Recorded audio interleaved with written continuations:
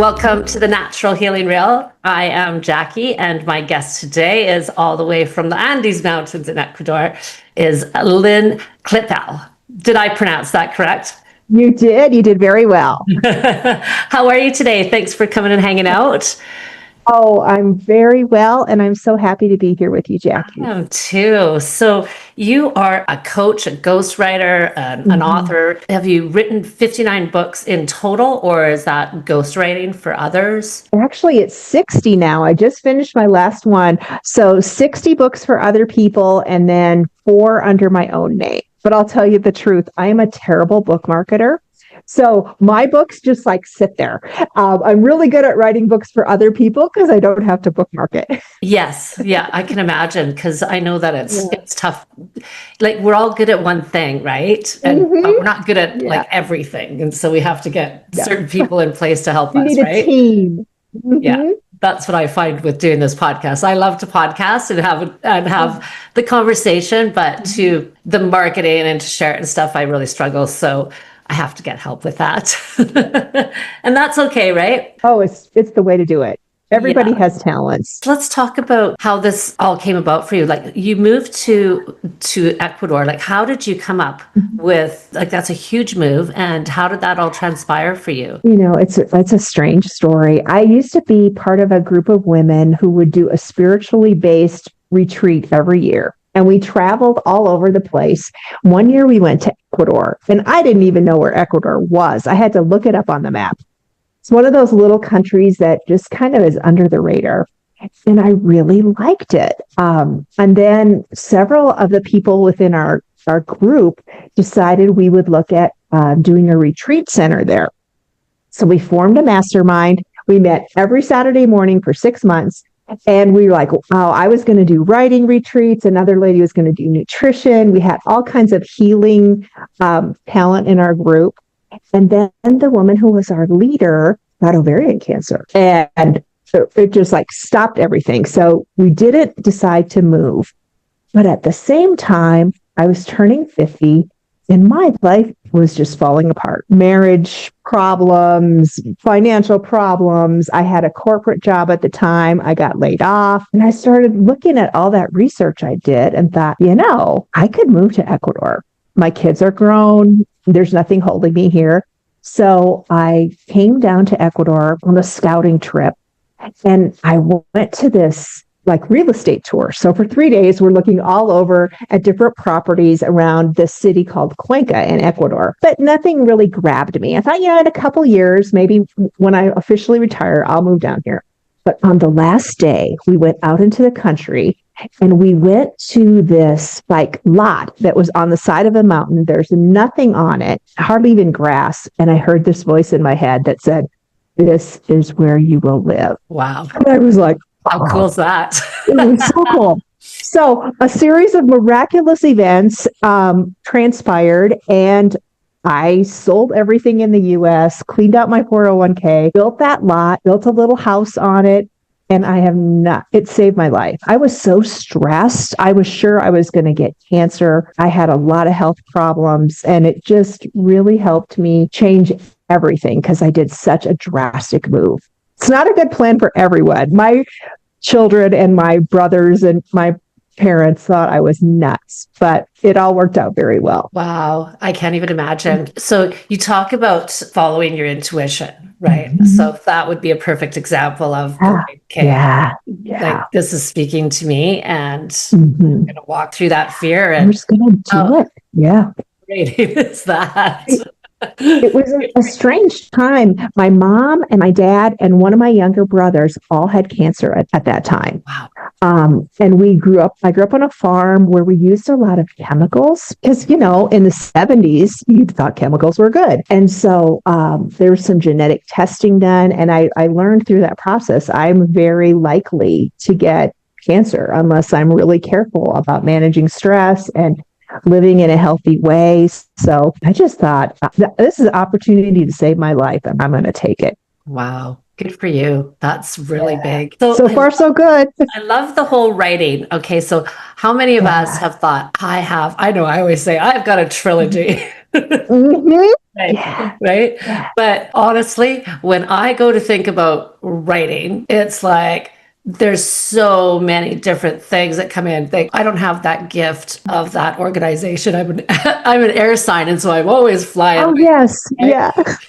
Trying to get myself grounded usually on a daily basis. But I hear the you. writing, I think, especially when you've come through something really, really big, right? Mhm. And whether that healing is shared and somebody else benefits from your Mhm. story or not, I think that healing that comes from actually just sharing and writing on paper your journey. Like, let's talk about that. It's a huge healing process. A lot of times, I think people write books for themselves to help them understand what happened and all of the life lessons that were part of, whatever their journey was, whether it was, something really tragic in childhood or something in their adult life. So, what I like to kind of encourage people to do is just write the story. Even if you don't write it well, or you don't think it's perfect, who cares?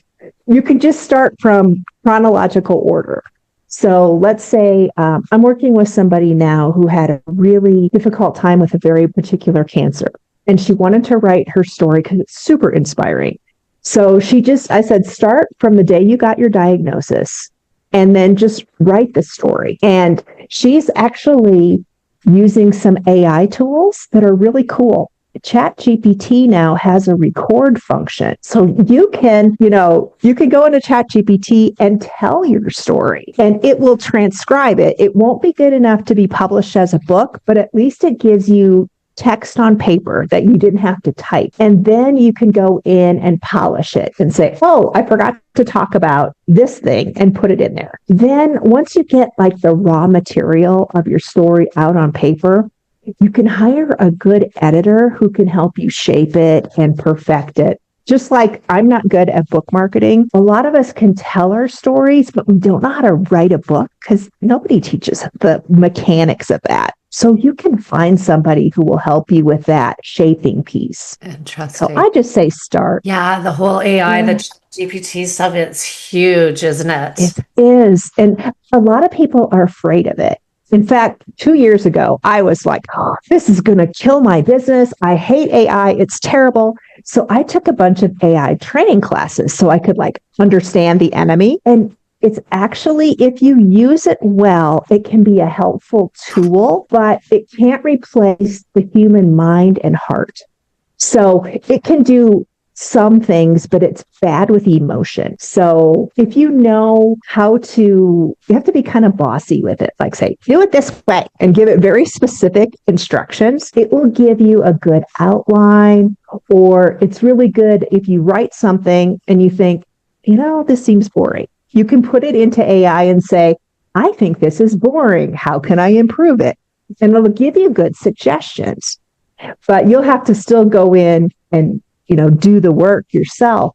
So Yeah. I think it's a good assistant, but it's not a replacement for somebody writing their own story. Yeah, I love that. Like, I Yeah. think I could do that. I know sometimes when I'm going to write blogs, I know what it is I'm going to say, but I was never given the gift of proper spelling and punctuation. Yeah, And yeah. I have, lots of people in my life who are very, sticklers of it's got to be Mhm. written this way and Yes. punctuated, and if it isn't, it's not good, right? And so I always Yep. have that kind of in my head, right? But Yeah. I have done some blogs where I have said, this is what I want to say, right? Mhm. And so, I have tried that a little bit, and I think that it's Yeah. good because the whole Yeah. point and the message is yours and what it is that you're trying to Exactly. say. Um, Yeah. yeah, it's interesting, isn't it? Sometimes I know that I've It written it, and really it's like, is. okay, no, you totally changed it, and not and lost the Exactly. point. But It, I agree yeah. with you, right? You got to go in there and say, no, blah blah blah. They're like, oh, Mhm. sorry, let's redo Yeah. it, Fix it. and it's pretty Yeah. spectacular, right? Like, Yeah. I know It's my amazing. daughter, she's just in her first year of university. And I think to myself, wow, what a gift to have Oh, that to be yeah. able to, assist you in just checking on information Mhm. or how to access Yeah. certain information or, Mhm. right? Like, pretty exciting. The only bad thing is sometimes it just makes stuff up. I was working on an article about something or other, and I wanted to put a story in there from somebody that I interviewed. So I had the interview transcript written up with the person's name and where they lived and all that. And instead of putting that story in, ChatGPT made up this story about some random person in Baltimore and made a story up. It was completely made up. I'd never interviewed anybody from Baltimore. So you always have to really read what it gives you just to make sure that it doesn't just like have a brain fart and put something in there that's just like, who knows where it came from. Right. Yeah. Right. Yeah. It doesn't happen very often, but if I hadn't been reading carefully, I would have, published that article and go, oh, that's completely wrong. Yeah, so you definitely have to read it over. Who are we talking about? Yeah, who is this person? That's funny. That's funny. Mm-hmm. So the whole healing journey that happens through writing your story, let's talk about that. Like, what is it about writing your story that is helping bring healing? Jackie, I think for me anyway, my emotions can get really wild. I can just like kind of freak out, or I'll get very doom and gloomy some days and some topics. When I write something down, whether it's in my journal or whether it's for like a project or an article, my logical brain can slow down and I can read things over and go, oh, I didn't see this connection with this connection. And the act of writing helps your mind stop spinning in the emotion or the fear or, whatever has got you kind of jazzed up about a thing. And I especially like to write in a notebook with a pen for my journal, because just that old school act of writing by hand, it does something to your heart rate. It helps you slow down. It helps you reflect. And then I always, when I read it over what I've written, I'll look back and say, oh, last week I wrote this and I was afraid this was going to happen and it didn't, or it did, but I handled it. So if you have a running kind of chronicle of your life,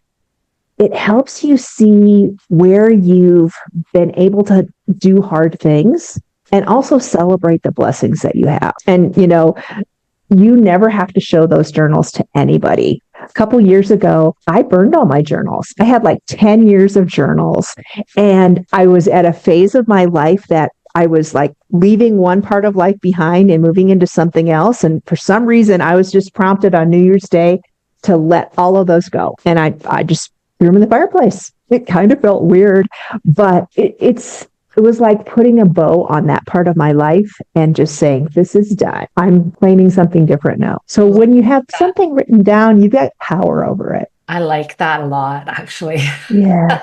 Yeah. Right? Because I think that there's something like healing. There's something very healing in doing that. I've done some, some little rituals where you write down and then say a prayer that you burn it up, whatever, right? And it's funny. There is something that really shifts inside about that, isn't there? Yeah. Not really. It's amazing. Sure what that is, but I'll tell you what, I sure have a lot of journals, and I I open them up and you kind of leaf through it, and there's an underlying story. So maybe that's what I should do. Maybe I should grab all those journals, have a little bonfire in the backyard. Yeah. Maybe go through them first. It depends on how you're guided. I did not read them over. But I have in the past. And then I have a few journals that I think, oh, there's some like fodder in here for a book sometimes. So I put a mark on them. If I ever go through a burning phase again, I'm keeping this one because I did this thing that could be useful for somebody else. I always think when you're writing your story, especially if it's about your journey, you're usually doing it in service of other people, to help them maybe avoid some mistakes that you made, or to shorten their journey, or just help them feel inspired that they're not alone. Those kinds of overcoming stories are always written in service, and they're really special, I think. I love reading stories, especially about women who have transformed their lives, or they had a struggle and they found a way around it. That's really inspiring to me. So if I ever have journals about something that I had to overcome, I've decided to keep those around in case I ever want to tell that story in the future. Yeah, you know what? There really is something. I think that's why I love doing this podcast is that I get to speak with people who have had this incredible, healing or awakening or, their journey of this huge shift and what that was. And so that's what they're sharing is modality, I guess, as to, Yeah. what helped them walk through that healing to the other side. Mhm. And it's really powerful, Mhm. isn't it? Yeah, to hear those stories, it reminds all of us, I think, that we might falter, we might wobble a little bit when we have a challenge, but we've overcome a lot personally, each of us, and so have other people. And it just kind of reminds us, yeah, I will get through this. Maybe don't know how I'm going to get through it today, but this person got through this and that was way worse than what I'm dealing with. Or in the past, recovered from XYZ. So it reminds us of our strengths. And that's a beautiful thing to share. And it matters, right? It Because does. I Yeah. know just on my own healing journey that Mhm. it matters. Like when you're sharing something and lots of times we don't even know that it matters or who it matters to. Mhm. But I Yeah. always said to myself, like myself, I came across a podcast and it Mhm. probably saved my life. And right? It And matters. and now somebody's going to find your podcast and And go, even if oh, one person were to hear it, mhm. Yeah. and it mattered, right? And I know that it does. I had an experience where a woman came up to me and was like, she heard my story, not even really directly through me, but then it shifted her whole, like, if you've walked through that and done that, then I can do this. And I was like, okay, You must have felt so good about that, it was a Jackie. really That's incredible beautiful. experience. Yeah, it was Wow. one of those crazy experiences, where like literally she came off of a treadmill and she's dripping wet with sweat and screams when she sees me. We're on a cruise ship and she's hugging me. She's like a bag of sweat, right? I don't even know who she is. Random person Right? gets off a treadmill and is Yeah, hugging you. we were on like a winery in Europe, right? Mhm. And Yeah. yeah, I think she spoke with my daughter mostly, but just said, if you're walking through what you're walking through, and this is the first time I've ran in 10 years, and I just did a half an hour, should I go back on? She says. And I'm like, no, that's good, right? Let's just do some stretching. Yes.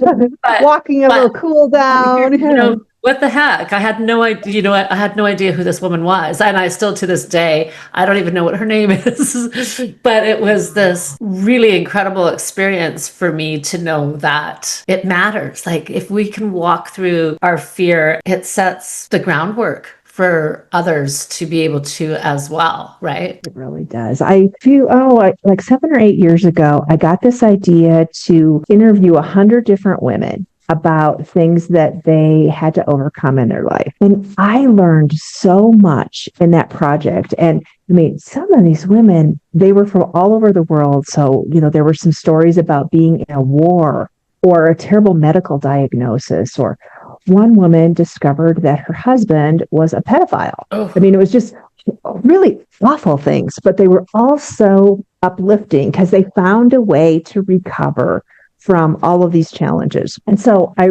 wrote these stories in a book and I put it out there. And of course I didn't market it because that's my fatal flaw. But somehow somebody gave a copy of it to a women's prison. And this lady who was incarcerated, I don't even know what she was incarcerated for. I don't know anything about her, but I got a letter written on notebook paper in pencil from this woman who was in jail. And she told me that, she was thinking about giving up. And she found this book in the prison library and it meant so much to her. And I just cried. It made me feel so good that, something I did, a way to tell a story of a woman like you're doing with your podcast, it found its way to somebody that really, really needed it in that moment. And that's what you're doing. I think that's it, right? Like it's the authenticity of just that, right? Of something that's just very real. And I don't know, it matters. it matters. Even if it's one person that hears it, or if it's hundreds of thousands of people that hear it. And the fact of just being able to stand up and walk in that as well, right? Because there's a lot of, who do I think I am to do this? Or, oh yeah, we all have that. I don't do, right? We have all of our not enough story that we bring to everything. But I think that walking through that fear and doing it anyway is such a huge thing as well for us as building confidence and building our good enough, right? Like it does matter. Yeah.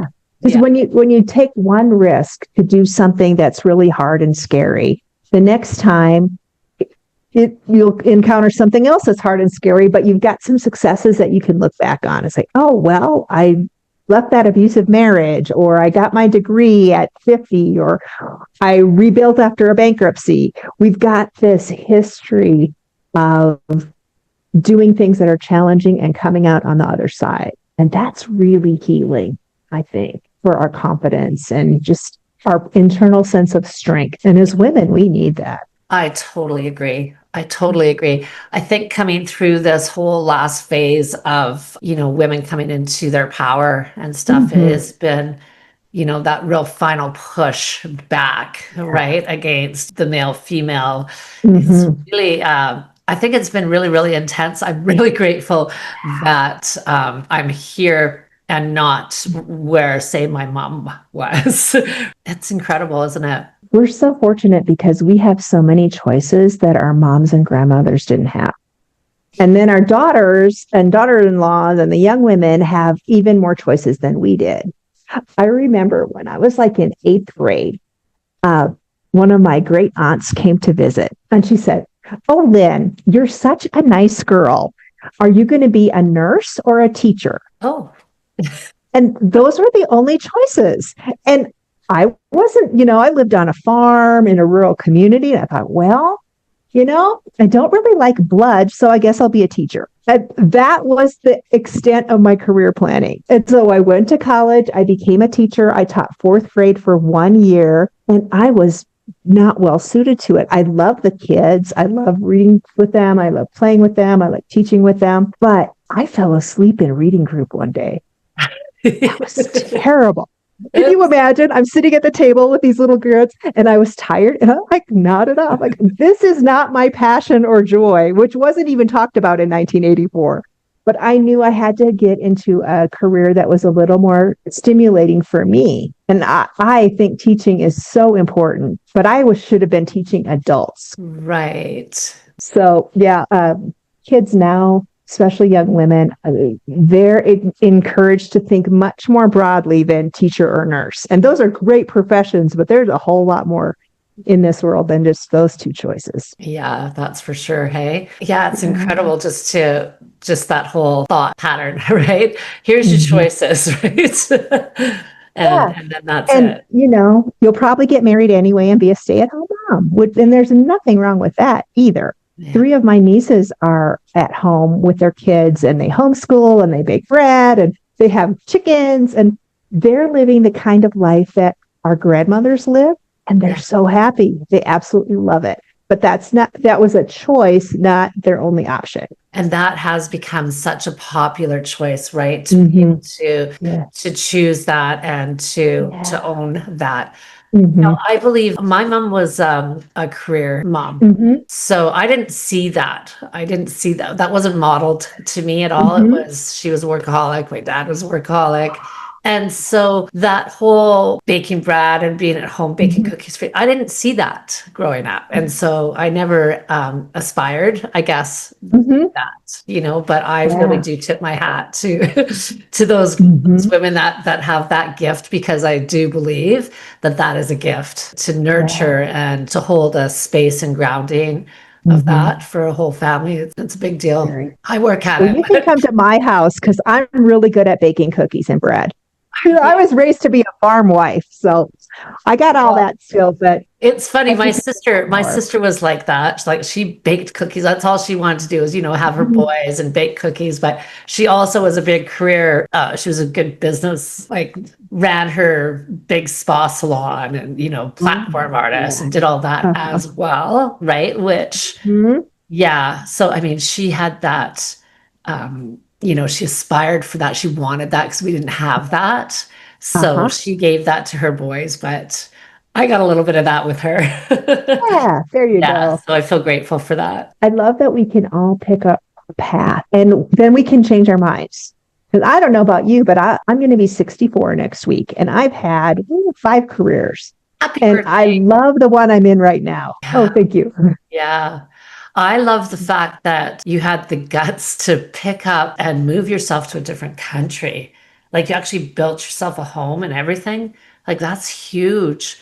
All by yourself. Yeah. Well, I was married at the time, but my husband was very ill. And so he just was there. But yeah, I drove the process and I made some mistakes, but it worked out really well. I was very Wow. I tip my fortunate. I hat think to I you. was guided. Yeah.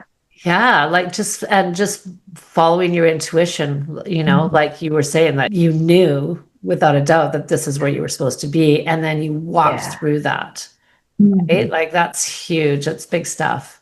Yeah. Yeah. Thank you. And I love that you're helping people write their stories. I mean, I Hmm. think that that is such a gift to all of us to know that that's a thing, right? And that Yeah. there's somebody out there that can assist you or help Hmm. you walk through that whole process because I think there is a lot of Yeah. healing with Hmm. that, right? To be able to see where you've Yeah. been, what you came through, where you're successful, Hmm. where you fell, where you got back up, Yeah. all of that, right? Yeah.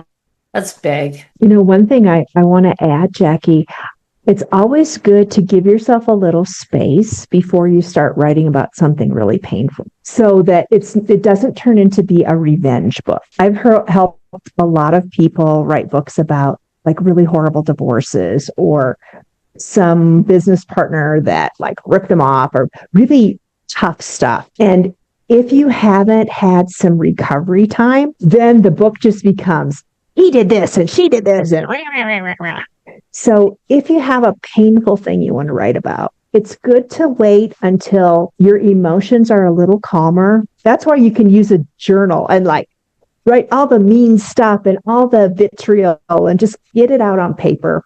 But when it's a book to share with other people, it's better to write about it in terms of lessons. So you're still writing about your husband's infidelity, say, we'll just make this up, but you're writing about it from a space of here's what I missed and here's the lessons I learned. So my readers know what to look for instead of he's just a horrible man. So the timing of when you write those journey books is really important. I totally agree. I know that I have thought about, that I need to write through Mhm. what I walked through, but Yeah. I have known that I have not been in a place yet of Mhm. proper Yeah. completion and healing to be able to Mhm. share it from a space of non-victim, right? Yeah. Because I think that when you're writing and sharing, if I'm telling a story, I can tell I'll start to spiral back into the Mhm. emotion of where I was. And that's not good for me or anybody else, I don't think. Mm-mm. Right. Yeah. So I hear what you're saying, right? Really Mhm. having that space to be able to be selling it maybe from the observer's point of view Right. instead of the hurt victim. Yeah. Yeah, There's enough victim stories in our lives already goodness. that we don't need a lot more of those. But what we do need are people that have been through difficult things and can inspire us with their strength and with tips. So, if I'm writing a book about, I don't know, let's just make up going through bankruptcy. That's a really painful thing for a lot of people. So if I'm writing about the bad things mistakes I made that got me in that position, and then the steps I took to recover from it, that's useful for someone else. Instead of just like saying, my husband spent too much money on model trains and I'm really mad at him. That doesn't help anybody. Yeah, I think that that's really important, really, to understand that, like to understand that really the value of what you're sharing for yourself and for others, Yeah. no value when it's coming Yeah. that space. The whole victim that we Mhm. all live in, the way that society has set it up, we don't really realize that we're living in the victim. That's one of my big takeaways, is just to see how being in the victim mentality attracts more of that to come to you, right? And it piles up. So we wake up enough to realize that we have to shift like our story, our energy, maybe our whole personality. Maybe everything. Yeah. All kinds of stuff that sometimes has to, it's like sometimes you can just make a mindset shift, but other times you got to leave the job or leave the husband or move to a new place or, do something that's like a hard line in the sand. And that's really tough to do. It is. It is. But I think that, like, for myself, it was definitely a necessary state. Yeah. Because what the path that I was just kept doing the same thing, like it's just the same things are continuing, right? Different people, different place, same underlying story, which gets more intense each time I run it, right? I hear you. It's like, I wish I could just get a postcard from the universe that would say, stop doing this. And then I'd listen and it would be done. But instead, I have to repeat the lesson with more intensity until it finally oh, duh, maybe I should not do that anymore. Yeah, that definitely happened for me. And that's not easy because if it's what we know, then trying to find a new starting spot, right? Like a place to rebuild that ground floor, it's challenging, right? Yeah. Same people, the same environment. I love the way that your environment is different. And so you can create new energy, new people, especially if you're intending that. Yeah, I really was. I was a stressed out workaholic when I lived in the States and, had my business, I had a corporate job, I had kids, I had family, all kinds of stuff. And most of that was my own choice. It didn't have to be that way, but that's kind of how I let my life spiral. And so I'm really glad that I saw it before I got a health condition that made it impossible for me to continue. I was lucky that way. Absolutely. And I think that most of us are in that spiral, right? That whole societal pattern of, trying to be the best mom, trying to be the best at all of these things. And it's too much, I think, right? Yeah. I don't know about you, but when I had to pack up my house, it was really embarrassing.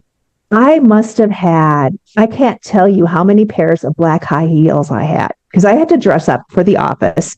And I would do retail therapy, on my lunch hour when I was having a crummy day. I'd say, I could find a more comfortable pair of black high heels. When I'm leaving the US to go to Ecuador, I could only have 2 suitcases. Wow. So I had to get rid of everything. And I'm like, when I finally cleaned out my closet, I must have had 25 pairs of black heels and none of them were comfortable. And I got rid of all of them. Dress for Success and, the thrift stores in my town got a haul of really nice professional clothing. Wow. But we find ways to release our stress, whether it's shopping or eating or exercising. And those are helpful in a way if it helps us feel better. But I was just unconscious. I had no idea I was buying that many pairs of shoes because I was too stressed out to even pay attention to my behavior. Wow, that's interesting. Yeah, it's crazy. Yeah, and I think that there's so much of that happens, right?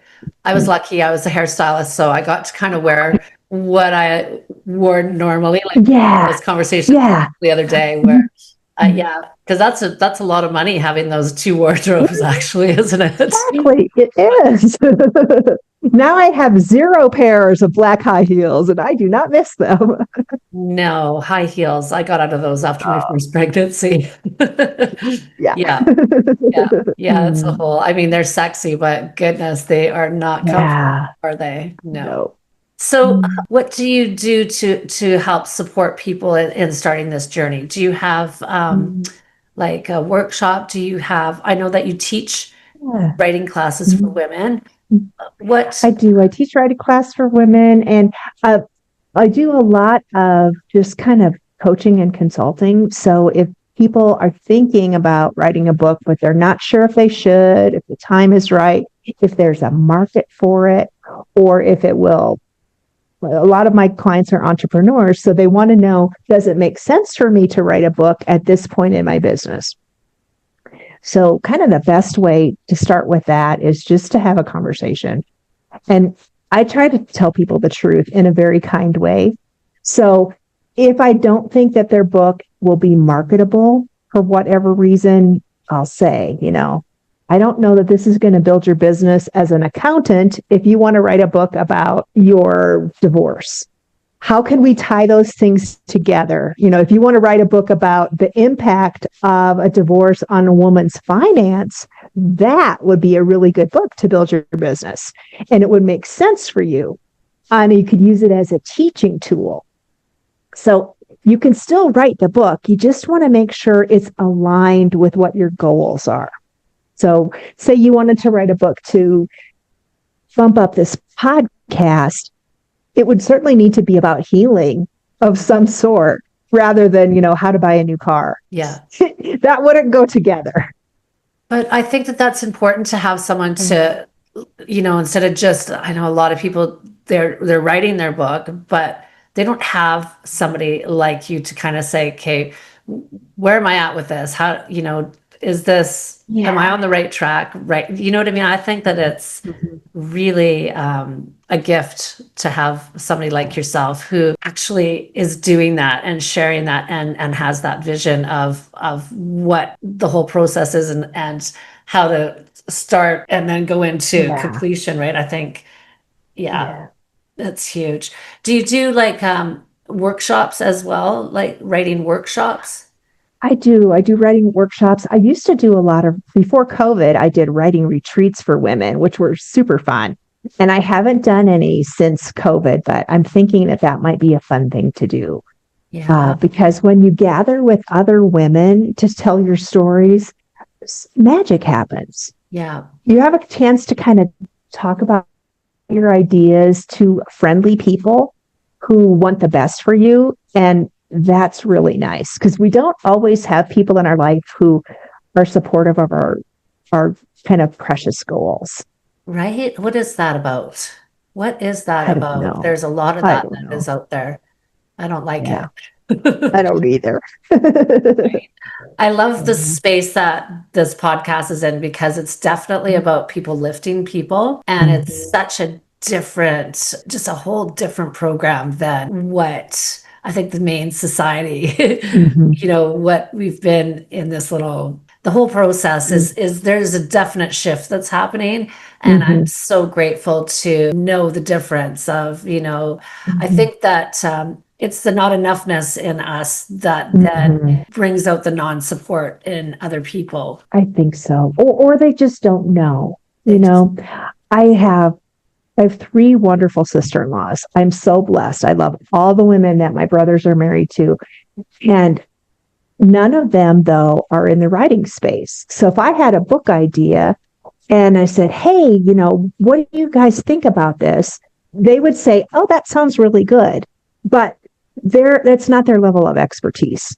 So you have to, when you're asking for support about writing, it's really good to have people who have a little understanding of the writing world. So I find a lot of local communities have writing groups. If you're interested in exploring what it would be like to write a book, go to the public library where you live and ask the librarian if there's any groups for aspiring writers in your town. They're usually free. They're usually really welcoming, and you can just go and kind of sit in and get to know some people who are in the middle of writing. And then it gives you a container of safe people to say, well, what do you think if I would write this? That's interesting. And you're not spending thousands of dollars on a writing class before you even know if you truly want to write a book. And for the people who just have the story and don't want to write the book, you will be their writer. Yeah. I'll be your ghostwriter, or write it in a journal or record it, in voice memos for your kids, or, there's lots of ways to tell your story, and it doesn't have to be in book format if you don't feel that that's your talent area. I like that, actually. Yeah. I know somebody that did a private podcast. Yeah, you could do. They did a private podcast for their family about like their family history. And it was just kind of, It wasn't stressful. It was a fun project. And now their voice and the stories of their family history are preserved. And That's it's always going to be powerful, there. isn't it? I love that. Wow. That's really cool. It is really cool. It's sort of like a little bit of more of a bit of a creative, but then they're really getting your essence, right? They can see and Exactly. feel and hear you. Yeah. That's cool. I I thought like that was a that. great idea. I would give anything if, I could go back in time and ask my grandmother's questions. They both died when I was pretty young. And so I don't know like what they felt about their lives. I know some of the basic facts, but wouldn't it be cool to know when you were 21 in, 1929, what was it like to Right? get married Oh, at that's that so point? powerful. I love that. I'd love to know Me that. too. So now we've got technology that we can tell those kind of stories. So they'll be preserved for 100 years from now. That's really powerful. I love that actually. That's a Yeah. whole new format, I think, that you could probably Hmm. get going with people too, right?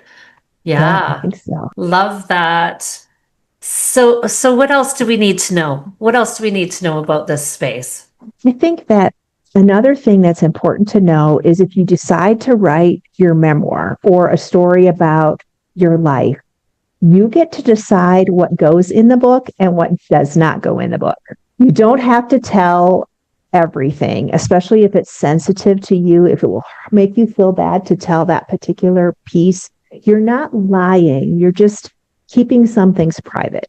You're just Or not if there's, sharing. You're not you're not telling oversharing. everything, you're not oversharing, and if there's, I get a lot of questions from people who are worried that they'll get sued if they write a book about, a living person, like say they had a boss who embezzled something and they want to write about it.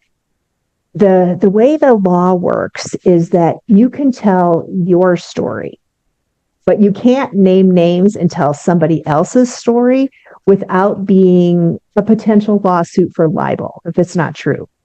So that person could write about how they felt when they discovered this crime was going on and the steps that they took, but they can't say John Smith at the XYZ Corporation was embezzling money. Right. They could say, I discovered my boss was embezzling money, but you don't have to use his name. You don't have to use the company. And if it's a really sensitive story, Yeah. you might want to consider writing it as a novel instead of as a nonfiction book.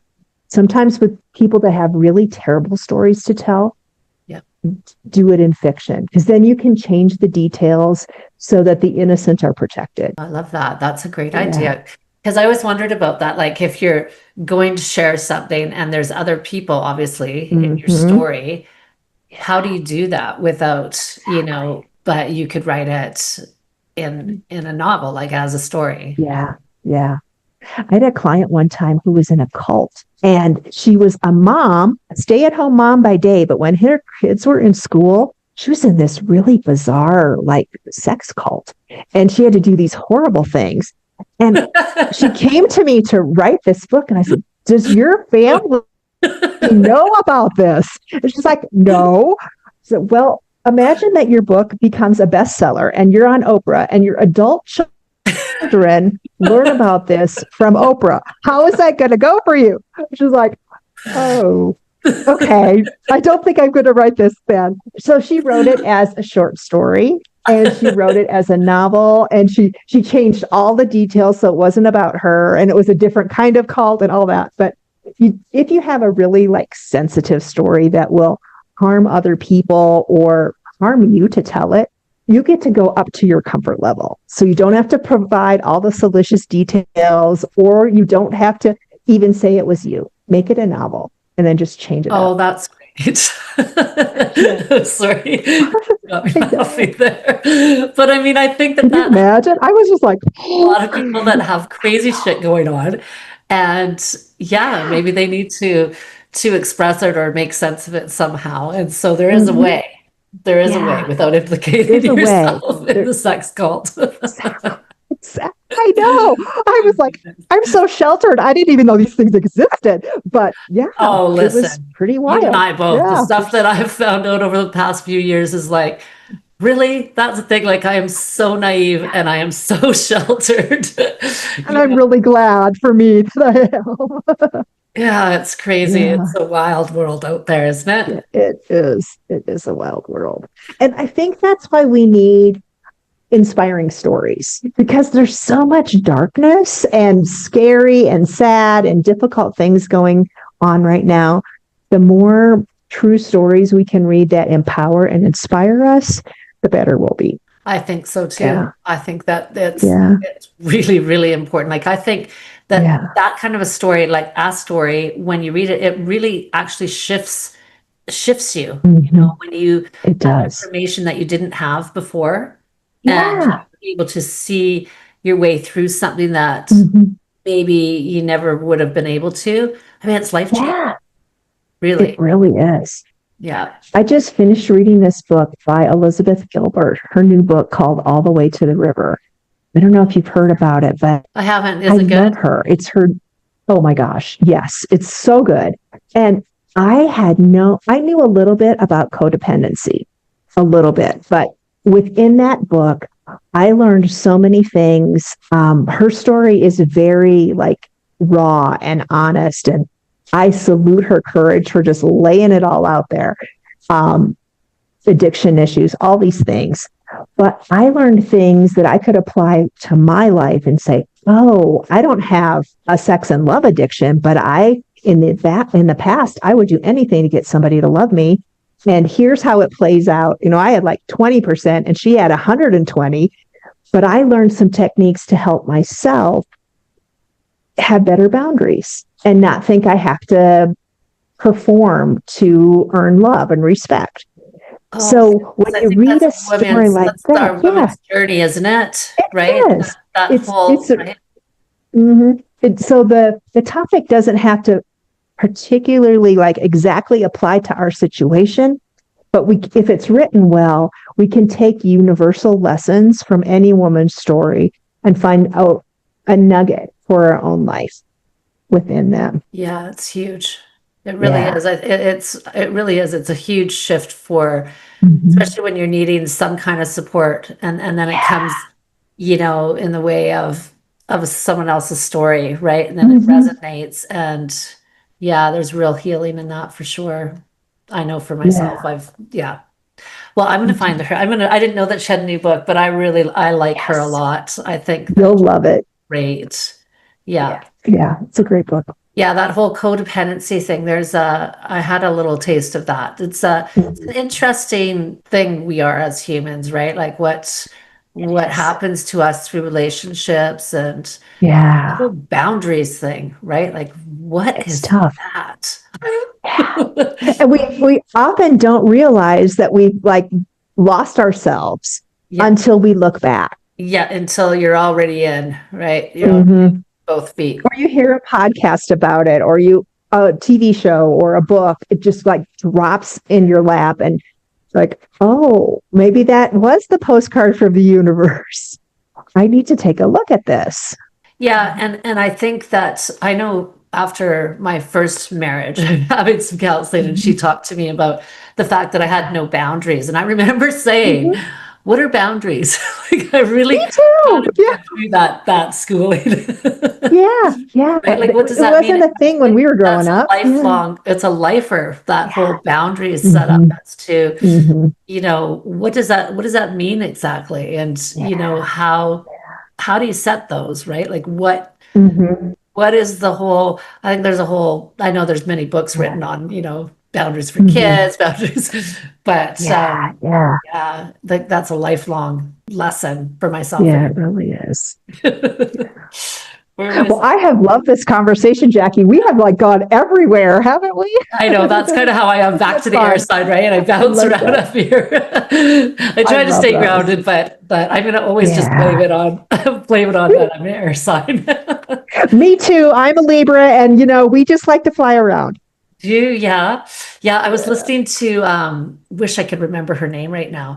but she's an astrologist, but she's, anyway, she was a really incredible psychologist, counselor, but she uses astrology, and she actually was a Gemini like myself. And she explained, she said, like, this is just right. And I was like, oh my gosh, she was so describing me. And, although it's like one of the worst traits I have, it's probably, there's gifts, I'm sure, in there somewhere.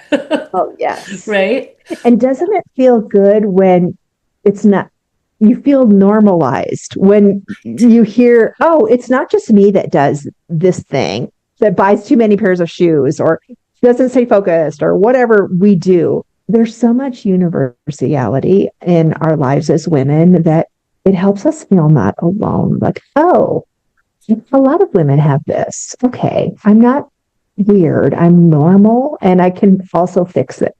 Yeah. Yeah, because we go into the shaming and the blaming. Like, there's this whole routine that happens, right? And so I agree. When I was listening to her, I was like, oh, I love this woman. I'm going to have to send her to all of my friends so that they understand what I'm Yes. That's just normal. Jeff and I do. We're air signs. It's just what we do. Yeah. Right? Well, it was great chatting with you as well. And we will post your information for people who are, interested and wanting to have a consultation with you, or join a writing group, or get some advice on how to start their journey on telling their or sharing their story. I know that I definitely, when I get into my proper space, would love to make sense of a lot of, on paper. I know there's many gifts that I have been given through the challenges that I walked through. Yeah. And I know that I was given them for a reason. And but of course, being able to share from a place of sharing and not a place of drain and victim and right? Like, that's just yeah. That's our first nature. It's just like, but then our better nature comes in, and we're like, oh, I can share some of this in service to other women or other people. That's a good way to make something beautiful from something painful. Right. Yes. Yeah. I love that. Well, Lynne, take care of yourself all the way over there in the Andes Mountains. I will. Yes. Thank and if you, you ever Jackie. do your writing retreat, and then, we'll have to make sure that we know about it so that, maybe we can travel and see you. That would be wonderful. It's a real pretty place. All right. I'm going to let you go. Thank you so much, Jackie. I have loved talking to you. Yeah, me too. Thanks. All right. Bye-bye. Many blessings. Thanks for hanging out and learning with me about how we can become the best version of ourselves. See you next time.